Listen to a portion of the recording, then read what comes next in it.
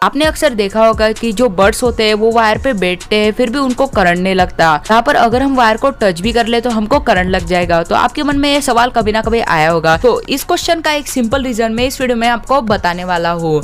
जो बर्ड्स होते हैं वो बैड कंडक्टर ऑफ इलेक्ट्रिसिटी होती है, कॉपर की वायर होती है वो गुड कंडक्टर ऑफ इलेक्ट्रिसिटी होती है। जहाँ पर ये बर्ड्स होते हैं वो बैड कंडक्टर ऑफ इलेक्ट्रिसिटी होती है। इसकी वजह से जो शॉक होता है मतलब इलेक्ट्रिक करंट होता है वो बर्ड में जाता ही नहीं है, वो सीधा सीधा वायर से फ्लो ही होते जाता है, क्योंकि copper good conductor of electricity होता है और bird bad conductor of electricity होता है। क्या आपको इन्फॉर्मेशन इससे पहले पता थी? मुझे कमेंट में बताना।